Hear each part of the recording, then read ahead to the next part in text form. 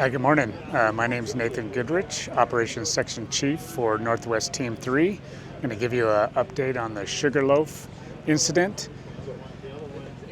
I'll start here in Division Alpha, what we're calling Division Alpha, on the southwest and south part of the incident. That parallels the Chumstick Valley. You can see over here, Plain is in this area, just to kind of orient you. I'll start here where we had the most recent activity. We had some wind yesterday out of the southeast, and that pushed the fire from around the French Corral area into this area, and you can kind of see this little finger of fire here. So that was what we were dealing with yesterday. That moved into towards some structures and the power line corridor that runs right through here. And so the resources were working on that yesterday in an effort to provide some containment features for the protection of the values at risk to the west here. We're looking at coming down this what's called the 78 road down towards Chumstick, and then up this dry creek, and then eventually following up towards this 6103 road and putting some containment features in mostly along the roads here to provide protection for the values at risk in all of the drainages that come off of the Chumstick drainage. So that's what we're calling Division Alpha, and that's what those folks are going to be working on today.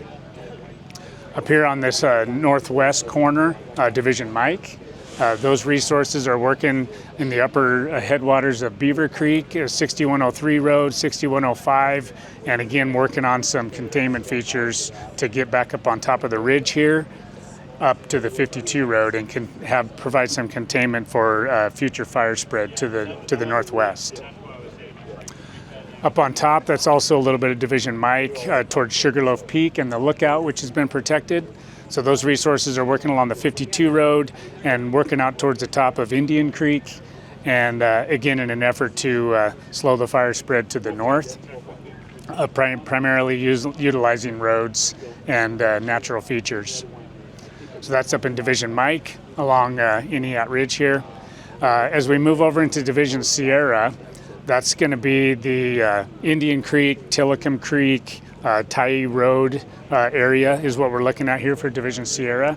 That's largely unstaffed right now, but we're utilizing resources from both Whiskey and from Sierra to start poking around in that area to identify some of the containment features out there as well. This area has had significant fires in the past, and so there's quite a few of those barriers that have already been identified along the Gold Creek Road or Gold Creek Ridge, that Tye Ridge Road. And so a lot of those have already been prepped in the past, and so it's not going to take a whole lot of effort to get those in place again. And we feel we have some time in this area as well, just based on future projected fire growth. And so we've been paying attention to this, but more so the priority's been over here where some of the values at risk are at, a little higher values at risk. Division Whiskey is what we're calling this southwest corner area.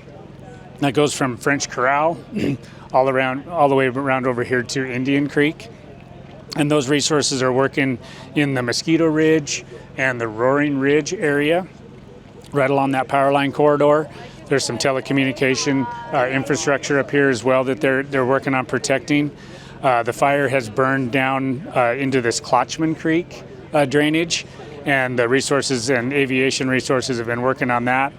But what our plan is for here is to go through this Roaring Ridge and follow this Moe Ridge out in this kind of direction, then eventually come back over here into that Indian Creek drainage and towards that Tye Ridge Road is what our containment feature is going to be looking like out here for Division Whiskey. And that's all in an effort, all of these actions are in an effort to protect the values at risk, both in the Iniat drainage, in the Chumstick drainage, specifically the areas around Plain, and all of those other scattered values at risk throughout the fire perimeter. Didn't have a lot of growth overnight on the incident. It's just kind of expanding a little bit in all directions, but again, not as significant as it was a few days ago when folks were seeing the smoke column and seeing the glow at night. So, but the fire is still backing down the ridge, down the south slope. It's moving to the southeast, but a lot slower progression than it has the last few days. We're expecting some thunderstorms today, more increased winds, and so we'll be mindful of that. And we got structure protection in place, on the INEAT side, as well as all the values at risk over here on this side with some state mobilization resources, as well as the local fire districts. So we're directly in coordination with those folks in an effort for protection of those values at risk. We do have some initial attack responsibility, so we'll be mindful of that today in coordination with the local forests. And but we have a good day planned. All the resources are out there working hard for the protection of those values at risk, and as they move around the incident, accessing the fire perimeter through all the various drainages. You guys will see those resources moving in and throughout your area. So we'll be mindful of our speeds, and we'll be mindful of the fact that we're in your backyards. But those resources are out there doing a deliberate action of protecting those values at risk. So that's your morning update for the Sugarloaf fire. Thank you.